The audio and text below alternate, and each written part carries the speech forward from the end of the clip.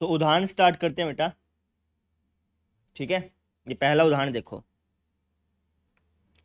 क्या क्या लिखा है। क्या लिखा है कि कोसिकेंट इनवर्स 2 का मुख्य मान बताओ। कोसिकेंट इनवर्स 2 का मुख्य मान, इसका मतलब क्या हुआ? कोसिकेंट इनवर्स 2 का मुख्य मान, इसका मतलब क्या हुआ? इसका मतलब ये हुआ कि हमें एक कोण बताना है। इस कोण को लेट से मैं थीटा बोल देता हूं। और ये जो कोण हमें बताना है ये किस इंटरवल में से होना चाहिए? ये होना चाहिए हमारा -π/2 से π/2 के बीच का इंटरवल, लेकिन जीरो इंक्लूड नहीं है। ठीक है ना? तो ये जो तो हमें कोण बताना है कहां से कहां तक होना चाहिए? ये जो हमें कोण बताना है ये हमारा -π/2, -π/2 इंक्लूडेड है बेटा, ये चीज ध्यान रखिएगा। -π/2, 0 यूनियन 0, π/2। ठीक है, ठीक है सर। तो इस इंटरवल में से हमें एक ऐसा कोण बताना है जिसके लिए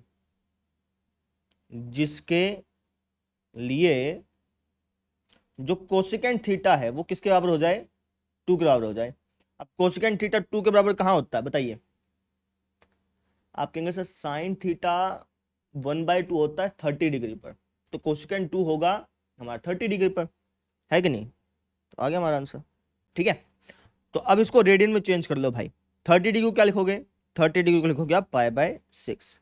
ये हमारा आंसर आ गया। क्लियर? अब अगला उदाहरण देखो। अब ये वाला उदाहरण देखो भाई। क्या क्या? कोसिकेंट इनवर्स -1/2 का मुख्य मान बताओ। ठीक है, तो कोसिकेंट इनवर्स -1/2, इसका क्या मतलब हो गया? इसका ये मतलब हो गया कि यार हमें एक कोण ढूंढना है। इस कोण को लेट से मैं थीटा बोल देता हूं।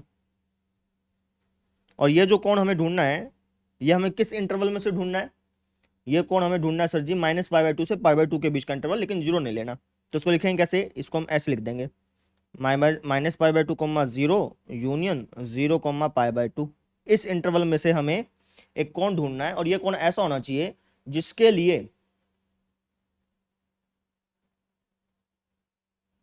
जिसके लिए जो कोसिकेंट थीटा है वो किसके बराबर हो जाए? -1/2 के। ठीक है, अब कोसिकेंट थीटा -1/2 कब होता है? आपके में से कोसिकेंट थीटा -1/2 तब होगा जब साइन थीटा -2 होगा, इसका उल्टा। ठीक है ना? अब साइन थीटा -2 कब होता है? क्या कभी साइन थीटा -2 हो सकता है? आप कहेंगे सर नहीं, साइन थीटा की जो वैल्यू है वो तो हमेशा -1 से 1 के बीच में आती है, तो साइन थीटा तो कभी -2 हो ही नहीं सकता। इसका मतलब ये हो गया कि ऐसा कोई कोण है ही नहीं, ऐसा कोई कोण है ही नहीं जिसके लिए कोसिकेंट थीटा -1/2 हो जाए। समझ में आई मेरी बात? किसी भी एंगल पर कोसिकेंट थीटा -1/2 होता ही नहीं है। ठीक है, तो अब इसको लिखोगे कैसे? आप कह दोगे कि आप लिख देना यहाँ पे, ठीक है यहां तक लिख दिया, अब लिख देना पर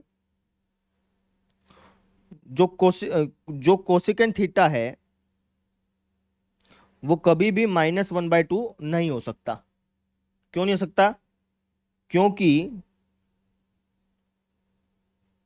कोसिकेंट थीटा हमें कहां से कहां तक की वैल्यू देता है? कोसिकेंट थीटा हमें -∞, -1 यूनियन 1, ये वैल्यू रिटर्न करता है हमेशा। ठीक है ना? कोसिकेंट थीटा हमेशा हमें ये अंक रिटर्न करेगा, कभी भी आपको -0.5 रिटर्न करेगा ही नहीं। आप देख लीजिए इस इंटरवल में -0.5 है ही नहीं। -0.5 तो -1 और 1 के बीच में आएगा ना, वो कभी ये देगा नहीं। ठीक है ना? अतः कोसिकेंट थीटा बराबर -1/2, या फिर आप कह लो कि कोसिकेंट इनवर्स -1/2 अर्थपूर्ण नहीं है। मतलब इसका कोई मतलब ही नहीं बनता भैया, समझे? ऐसे लिख दो। वापस समझो भाई, कोसिकेंट इनवर्स -1/2 का मुख्य मान पूछा था। तो कोसिकेंट इनवर्स -1/2 का मतलब ये है कि हमें कौन ढूंढना है इस इंटरवल में से जिसके लिए कोसिकेंट थीटा -1/2 हो। लेकिन कोसिकेंट थीटा कभी -1/2 होता ही नहीं है। क्यों नहीं होता? क्योंकि कोसिकेंट थीटा हमेशा वैल्यू इन अंकों के बीच में देता है, -1/2 तो कभी देगा ही नहीं। तो उसी चीज को हम लिख दिया कि भैया कोसिकेंट थीटा तो कभी -1/2 होता ही नहीं है। इसका मतलब कोसिकेंट इनवर्स -1/2 का कोई भी मतलब नहीं है, है ना? कोसिकेंट इनवर्स -1/2 किसी भी एंगल पर नहीं आएगा।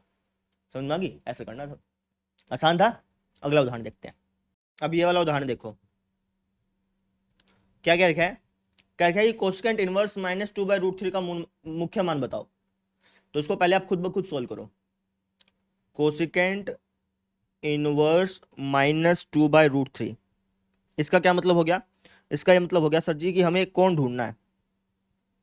ठीक है, इस कोण को लेट से मैं थीटा बोल देता हूँ। ये कोण हमें -π/2, जहाँ पे -π/2 इंक्लूडेड है, ये चीज़ आप ध्यान रखिएगा।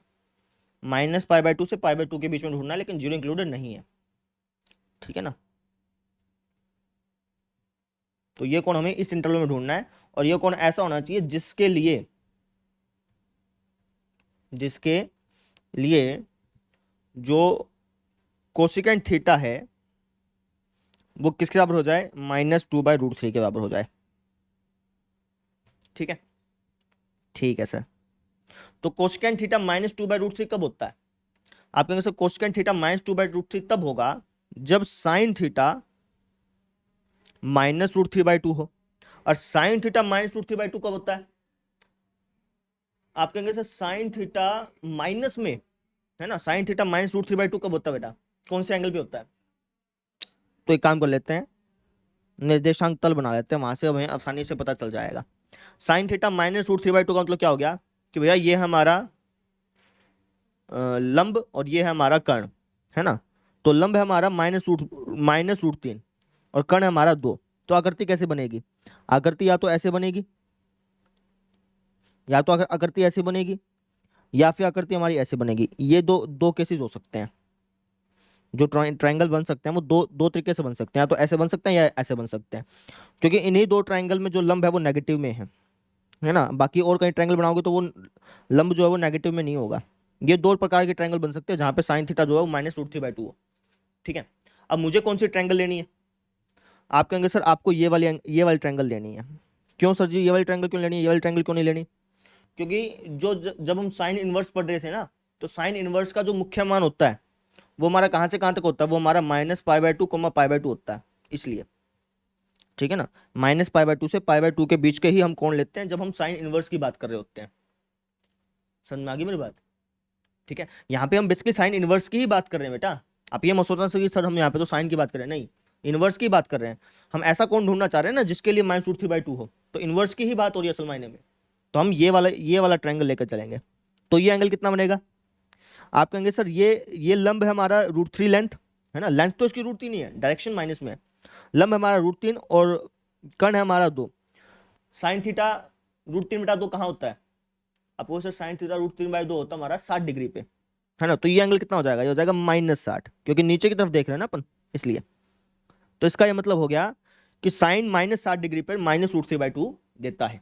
इसके और भी तरीके हो सकते हैं, है ना, फॉर्मूले की मदद से भी आप इसको कर सकते हो आसानी से। ठीक है, लेकिन फिर भी मैंने आपको थोड़ा सा विजुअली करके दिखाया है। समझ में आ गई? इसका मतलब ये होगा कि कोसेकेंट -60 डिग्री पे हमें क्या देता है? -2/√3। तो इसका आंसर क्या आ जाएगा? -60 डिग्री। और रेडियन में चेंज कर लो, -π/3। ये हमारा आंसर आ गया। समझ में आई मेरी बात? ऐसे करना था। क्लियर? अब हम देखते हैं अगला उदाहरण। अब ये वाला उदाहरण देखो बेटा, क्या क्या लिखा है? क्या लिखा है कि भैया इसका मुख्य मान ज्ञात करो। कर लेते हैं। यहाँ पे लिखा है टेंजेंट इनवर्स √3। टेंजेंट इनवर्स √3 का मतलब क्या हो गया? टेंजेंट इनवर्स √3 का मतलब ये हो गया कि हमें एक कोण ढूंढना है, और जो कोण ढूंढना है वो किस इंटरवल में ढूंढना है? वो हमारा इंटरवल होगा -π/2, π/2, जहां पर -π/2 और π/2 इंक्लूड नहीं है। इंक्लूड नहीं है क्यों? क्योंकि टेंजेंट π/2 पर अप्रभाषित होता है, इसलिए।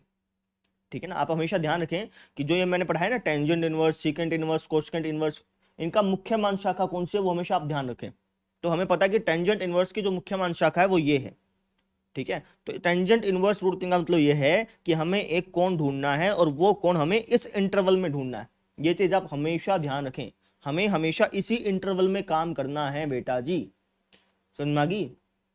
तो हमें एक कोण ढूंढना है जो कि इस इंटरवल में होना चाहिए, और वो कोण ऐसा होना चाहिए जिसके लिए टेंजेंट जो है √3 दे। ऐसा कौन सा कोण है?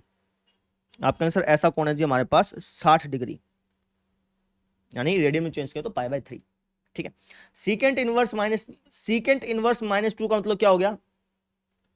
आप कहेंगे सर सीकेंट इनवर्स -2 का मतलब ये है कि हमें एक कोण ढूंढना है ना। अब मुझे बताओ कि सीकेंट इनवर्स की मुख्य शाखा क्या होती है। पिछले लेक्चर में मैंने आपको बताया था सीकेंट इनवर्स की मुख्य शाखा क्या क्या होती है। अगर आपको मुख्य शाखा याद नहीं हो तो आप इसका डायग्राम बना सकते हैं, डायग्राम से आपको जल्दी पता चल जाएगा। सीकेंट होता है किसका उल्टा, कोस का उल्टा ना। कोस का ग्राफ कुछ इस तरीके से बनता है ऐसे, तो इसका उल्टा बन जाएगा इस तरीके से, है ना, ऐसे ग्राफ बनेगा। तो हमने इसमें से कौन सा भाग लिया था जिसके लिए वो अकैकी और आच्छादक हो गया था। तो आप कहेंगे सर हमने इसमें से ये वाला भाग लिया था, ये वाला भाग, ठीक है ना। जीरो से पाई वाला हिस्सा लिया था हमने ताकि वो व्युत्क्रमणीय हो जाए, लेकिन पाई/2 को इंक्लूड नहीं करना है क्योंकि वहां पे वो अपरिभाषित होता है। तो इसका मतलब ये हो गया, कि हमें इस इंटरवल में, किस इंटरवल में, 0, π/2 यूनियन π/2, पाई, हमें इस इंटरवल में एक ऐसा कोण ढूंढना है जिसके लिए सीकेंट जो है वो -2 हो। इस इंटरवल में एक ऐसा कोण ढूंढना है जिसके लिए सीकेंट क्या हो, -2 हो। सीकेंट -2 कहां होता है भैया, आप कहेंगे सर सीकेंट -2 वहां पे होता है जहां पे कोस क्या हो, -1/2। अब कोस -1/2 कहां होता है भैया, सोचो, कोस -1/2, हाँ जी, ये होता है सर हमारा आधार और ये होता है हमारा कर्ण। तो आकृति अगर हम बनाए तो आधार है हमारा -1, आधार -1 कहां पे बन सकता है, यहां पे बनेगा सर जी। तो जो ट्रायंगल है वो या तो ऐसी होगी, ये या तो ट्रायंगल ऐसी होगी या फिर ट्रायंगल जो है वो ऐसी होगी। दो प्रकार की ट्रायंगल बन सकती हैं, है ना। ये हमारा -1, ठीक है भाई, और कर्ण हमारा 2। तो आकृति ये बन सकती है, या तो ये बन सकती है या ये बन सकती है, ठीक है। हम कौन सा ट्रायंगल लेंगे, आप कहेंगे सर हम जो है हम ये वाला ट्रायंगल लेंगे। क्यों भैया ये वाला ट्रायंगल क्यों लेंगे, इस ट्रायंगल से क्या दिक्कत है। ट्रायंगल से ये दिक्कत है क्योंकि कोस इनवर्स का जो मुख्य शाखा होती है, हम हमेशा काम मुख्य शाखा में करते हैं बेटा, ये चीज आप हमेशा ध्यान रखिएगा। जब हम इनवर्स की बात कर रहे हैं ना, यहाँ पे हम इनवर्स निकाल रहे हैं, आप ये मत सोचो कि मैं कोस की बात कर रहा हूँ, नहीं, मैं बेसिकली इनवर्स की ही बात कर रहा हूँ। तो जब हम इनवर्स की बात करते हैं तो हम हमेशा काम मुख्य शाखा में ही करते हैं, ठीक है। तो हम ये वाला ट्रायंगल लेंगे बेटा जी, ठीक है। तो ये एंगल कितना हो जाएगा, आप अपने आप से सवाल पूछिए कि कोस 1/2 कहाँ होता है। आप कहेंगे सर कोस 1/2 होता है जी हमारा कोस 1/2, हाँ जी, कोस 1/2 होता है। इसमें मैंने गलती की थी पिछले लेक्चर में, आपने अगर ध्यान दिया हो तो। कोस 1/2 होता है हमारा 60 डिग्री पर, मैंने 30 डिग्री बोल दिया था पिछली बार, है ना। तो इसका मतलब ये एंगल 60 डिग्री है। लेकिन हम कभी भी किसी को कोई एंगल बताते हैं तो हम हमेशा ये वाला एंगल बताते हैं बेटा, पॉजिटिव एक्स एक्सिस से माप करके, इस एक्सिस से मापते हैं हम हमेशा, ठीक है ना। तो ये जो एंगल होगा कितना होगा, ये एंगल कितना हो जाएगा, ये एंगल हो जाएगा हमारा 120 डिग्री। समझ में आ गई। इसका मतलब ये हो गया कि हमारा एंगल आ गया 120 डिग्री। 120 डिग्री को अगर आप रेडियन में चेंज करोगे तो कितना हो जाएगा, ये हो जाएगा सर हमारा 3 चौके 12, 3 छके 18, 2 दूनी 4, 2 तिया 6, 2π/3। समझ में आ गई। अच्छा, कोसेकेंट इनवर्स 2/√3, इसका क्या मतलब हुआ बताइए। आप कहेंगे सर कोसेकेंट इनवर्स 2/√3, हाँ जी, इसका यह मतलब हुआ कि हमें एक कोण ढूंढना है और वो कोण किस इंटरवल में होना चाहिए। तो आप कहेंगे सर वो कोण जो हमारा है, जो कोण है वो हमारा -π/2 से π/2 के बीच में होना चाहिए, लेकिन 0 को इंक्लूड नहीं करना, है ना। अब इसको लिखोगे कैसे, इसको आप कुछ इस तरीके से लिखोगे, -π/2, 0 यूनियन 0, π/2, ठीक है। इस इंटरवल में से हमें कौन ढूंढना है, और ऐसा कौन ढूंढना है जिसके लिए कोसेकेंट थीटा जो है 2/√3 हो। अब कोसेकेंट थीटा 2/√3 कहाँ होता है, आप कहेंगे सर कोसेकेंट थीटा 2/√3 उस एंगल पे होगा जहां पर साइन थीटा √3/2 हो। और साइन थीटा √3/2 कहाँ होता है, साइन थीटा √3/2 होता है सर जी हमारा 60 डिग्री पर। तो इसका आंसर कितना आ जाएगा, इसका आंसर आ जाएगा 60 डिग्री यानी कि π/3, ठीक है। तो अब इसके बीच में जो सिंबल वो लगा दो, माइनस प्लस कर लो भैया एलसीएम लेके। पाई में से 2π गया, माइनस का पाई, प्लस का पाई, 0, 0/3 क्या होता है 0। इसका आंसर आ गया सर 0 हमारा।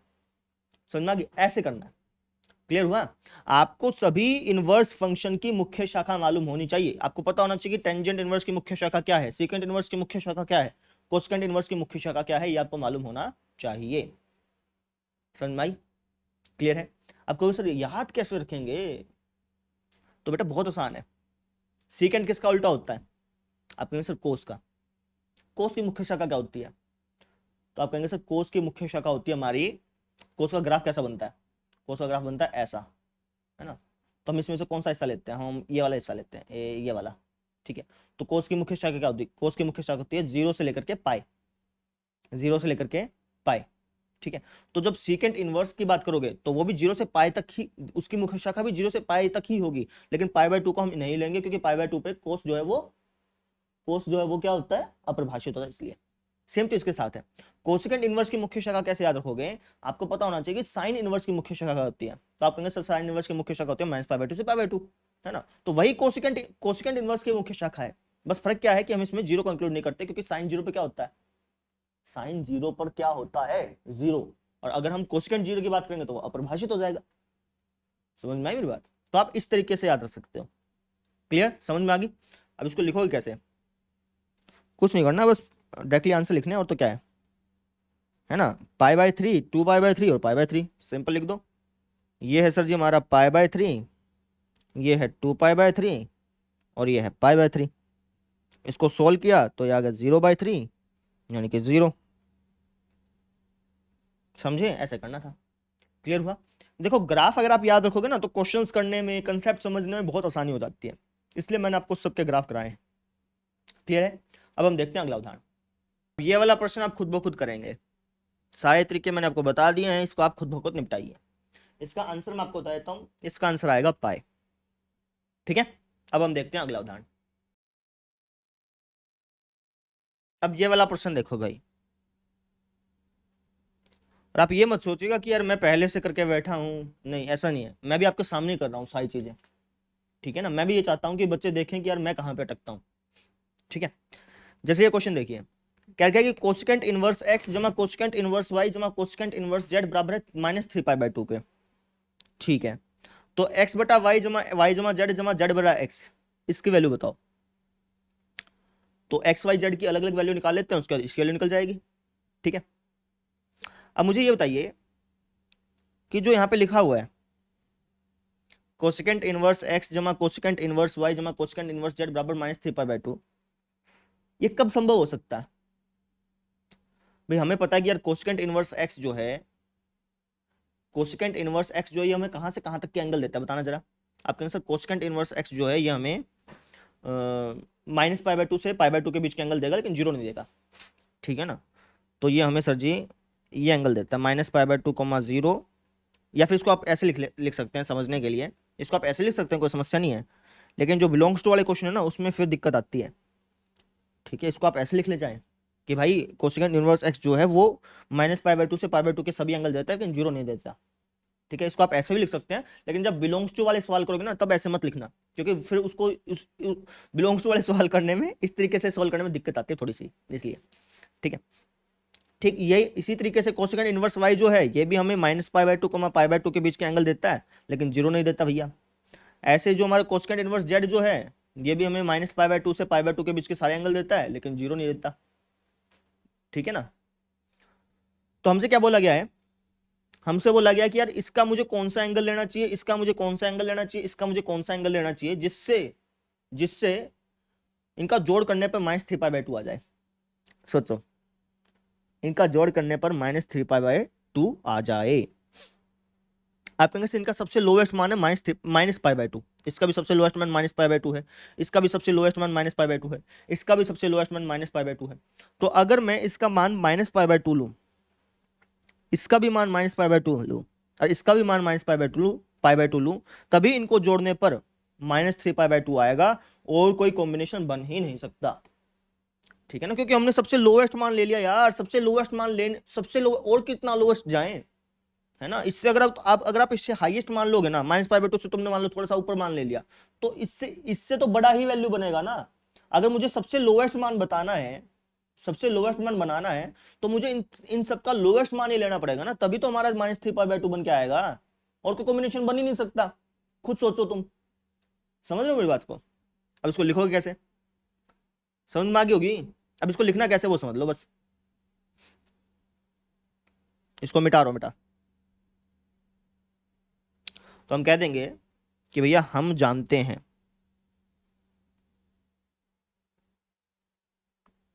कि हम क्या जानते हैं, हम ये जानते हैं कि जो भैया कोसेकेंट इनवर्स एक्स है ये बिलोंग करता है कहाँ से कहाँ तक, -π/2, 0 यूनियन 0, π/2।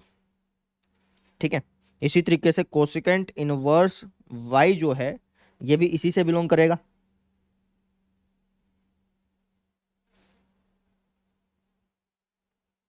इसी तरीके से कोसेकेंट इनवर्स जेड जो है भैया वो भी इसी से बिलोंग करेगा।